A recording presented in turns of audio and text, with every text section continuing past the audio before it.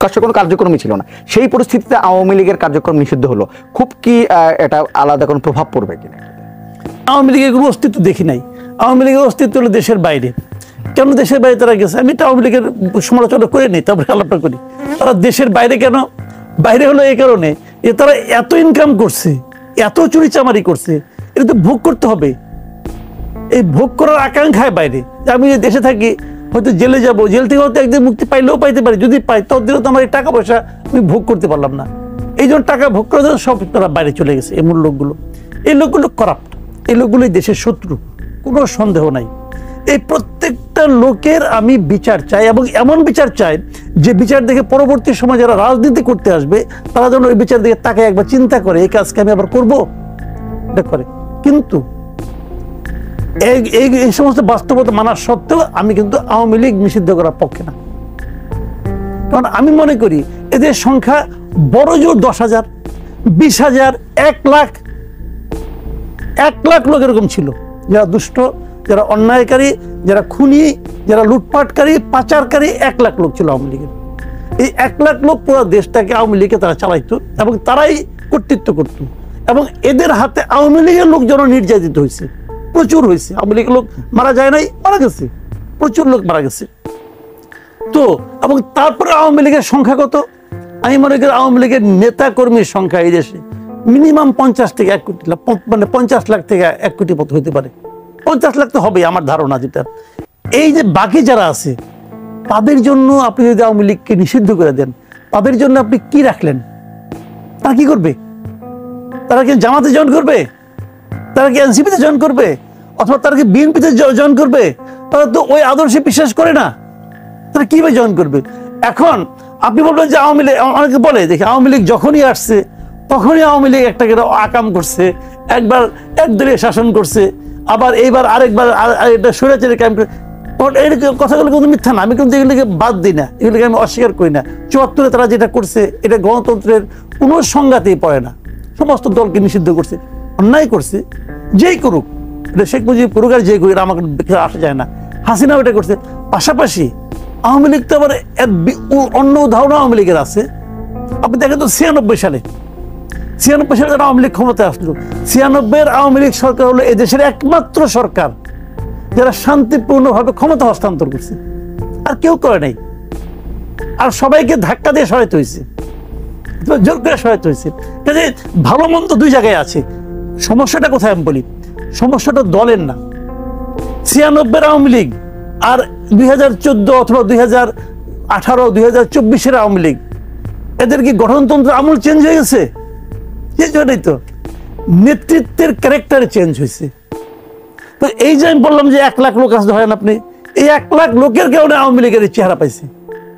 তো এই লোকগুলি প্রত্যেকটা লোক দল করার কারণে কেবল নয়, তার ব্যক্তিগত চরিত্রের কারণে তারা অপরাধী, এবং এই প্রত্যেকটা লোকের সাজা হওয়া উচিত। কিন্তু আপনি বাকি লোকদেরকে ইগনোর করবেন? বাকি লোকের কি সাংবিধানিক অধিকার নাই দল করার? সেটা। আর আপনি যদি বলেন যে হ্যাঁ গণহত্যা, আমাদের 2024-এ যে গণহত্যা খুবই ন্যাক্কারজনক গণহত্যা। তো আমি 2024-এ গণহত্যাকে আমি যতই গুরুত্ব দেই না কেন, আমি কি 1971-এর গণহত্যাকে গুরুত্ব দিব না? তাহলে 71-এ যারা গণহত্যার জন্য যারা দায়ী, তারা কি প্রকাশ্যে ক্ষমা চেয়েছে? তো তাদেরকে কেন আপনি এই কথা এখন বলবেন না? তাদেরকেও নিষিদ্ধ করেন দল হিসেবে। তাদের ওইটা আমি দেখি না করতে, বরং যে তারা স্লোগান দিচ্ছে কি গোলাম আজমের বাংলায়, নিজামীর বাংলায়। এটা কেমন হলো ভাই? হাজী সালাউদ্দিন তিনি একটু আশঙ্কা প্রকাশ করছিলেন যে নির্বাচন যদি আসে তাহলে আসলে এই আওয়ামী লীগ নিষিদ্ধ করা হলো দেশের পরিস্থিতি আসলে কেমন হবে। এটা কি হবে এটা আমি যে জ্যোতিষ না আমি বলতে পারবো না। এটা আসলে বলাটা অতিরিক্ত বলা। আশঙ্কা আছে কিনা মনে করেন? আশঙ্কা আছে, সবসময় আছে। আওয়ামী লীগ যদি নিষিদ্ধ না হতো তাও থাকতো। আমি একটা কথা বলি আপনাকে, আওয়ামী লীগ নিষিদ্ধ করে না, আসলে আওয়ামী লীগকে আমি দুভাবে দেখি, দুটা ভাগ করে দেখি। এক ভাগ হলো আওয়ামী লীগের করাপ্ট লিডাররা, আরেকদিকে হলো আওয়ামী লীগের নিবেদিত প্রাণ কিন্তু সৎ নেতাকর্মীরা। আমি আওয়ামী লীগকে দুইটা ভাগে যদি ভাগ করি তাহলে আমি বলবো আওয়ামী লীগকে নিষিদ্ধ করার মাধ্যমে ওই আওয়ামী লীগের করাপ্ট লিডারদেরকে লাভ করিয়ে দেওয়া হলো।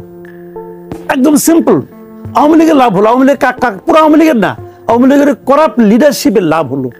আমি এক্সাম্পল দিয়ে বলি আপনাকে, যদি আওয়ামী লীগ নিষিদ্ধ না হতো তাহলে এবার আওয়ামী লীগকে নির্বাচন করতে দিতে হতো। দল তো নিষিদ্ধ না, নির্বাচন করতে দিবেন না কেন? দিলেন নির্বাচন করতে। আওয়ামী লীগ যদি নির্বাচন করতো, আওয়ামী লীগের ওই করাপ্ট লিডার, কারা করাপ্ট না বলেন, আওয়ামী লীগের উপজেলা পর্যায় পর্যন্ত আমি মনে করি এমপি এবং যত লোক এমপি নমিনেশন কিনেছে এই প্রত্যেকটা লোক করাপ্ট। এটা আমি আমার হিসাবে আর কি। তো এরা তো ফার্স্ট টায়ারে অথবা সেকেন্ড টায়ারের লিডার কিন্তু, তাই না? এরা কিন্তু কেউ ইলেকশন করতে পারতো না, কারণ তাদের সবারই দুর্নীতির সমস্যা আছে। তারা দুর্নীতি এত করেছে, এত টাকা বাইরে পাচার করেছে, ইলেকশন করতে আসলে তারা তাদের মধ্যে ভয় কাজ করতো, গেলে তো আমাকে আটকে ফেলাবো, তখন তো আমি এই টাকা পয়সার ভোগ বিলাস করতে পারবো না। এই জন্য ওরা আসতোই না, আমি শিওর। তাহলে ইলেকশনটা করতো কে? ইলেকশনটা করতো তৃতীয় এবং চতুর্থ স্তরে যারা লিডার আছে তারা, যাদের বিরুদ্ধে কোনো মামলা মোকদ্দমা নাই এবং যারা কোনো অন্যায়ের সঙ্গে জড়িতও না, তারা কিন্তু ইলেকশন করতো। এবং তারা যখন ইলেকশন করতে আসতো, ভার্চুয়ালি আওয়ামী লীগের এই লিডারশিপ তাদেরকে ইলেকশন করতে দিত না, জাস্ট দিত না। বলতে ওরা যদি ইলেকশন করে তাহলে তো তাদের নেতৃত্ব আর থাকবে না, তারা ব্যাক করতে পারবে না। যে কারণে আওয়ামী লীগ ইলেকশন করতোই না, সেটা আমার ধারণা। যদি করে তাহলে তো আওয়ামী লীগ ওই লিডারশিপ আর থাকতোই না, ওরা আসতে পারতো না। আচ্ছা, এখন নিষিদ্ধ করাতে কি হলো? আওয়ামী লীগ ইলেকশন করতে পারবে না।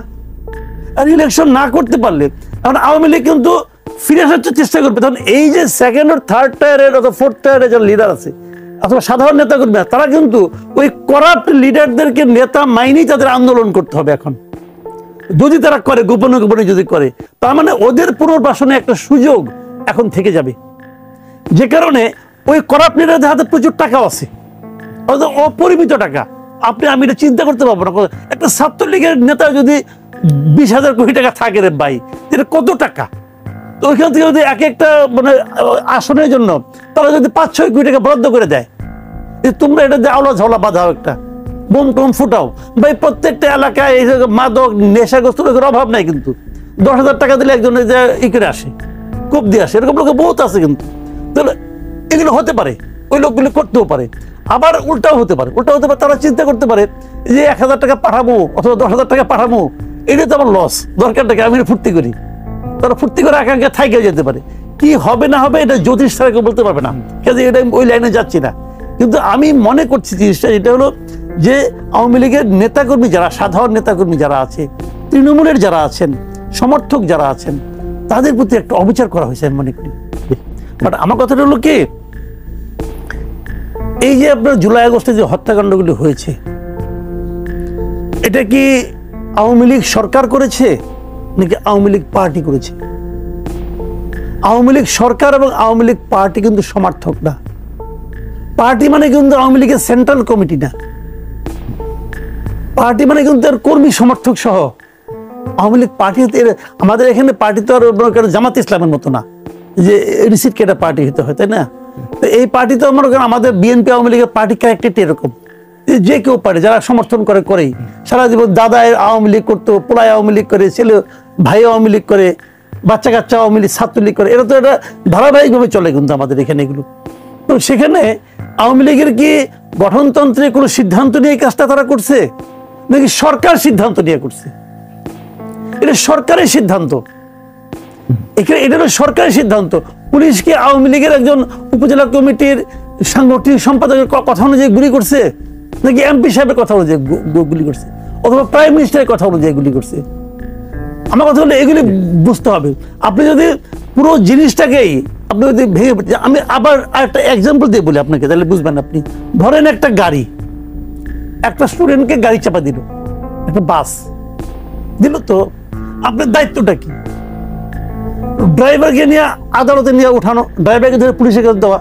দু একটা উত্তম মধ্যম যদি দিতে চান দিলেন, কিন্তু গণপ্রতিনিধি দিতে পারবেন না, দিয়ে তাকে আপনি পুলিশের কাছে উঠাই দিবেন। এখন আপনি বলবেন না আমি বাসটাই আগুন দিয়ে পুরাই দেবো, এই বাসের নিচে কেন পড়লো? আপনি দিতে পারেন ভাই, আপনার কাছে ম্যাচ আছে, দিয়ে সালে আছে, কেউ আপনাকে বাধা দিচ্ছেন, আপনি দিয়ে দেন, সমস্যা নাই, এদিকে সমাধান হলো। এই বাস তো খালি মানুষই চাপা দেয় না, আরো অনেক কিছু করতো। এখন আপনি বলবেন যে ড্রাইভারের কারণে কিন্তু বাসটা ওখানে গেছে, আপনি ড্রাইভারকে ধরেন, আওয়ামী লীগের যারা নেতৃত্বে ছিল তাদেরকে ধরেন, আপনি তাদেরকে ধরেন, এদের সঙ্গে বাসের কোনো সম্পর্ক নাই। আওয়ামী লীগ থেকে দল, সারা দেশে ধরে একটা দল।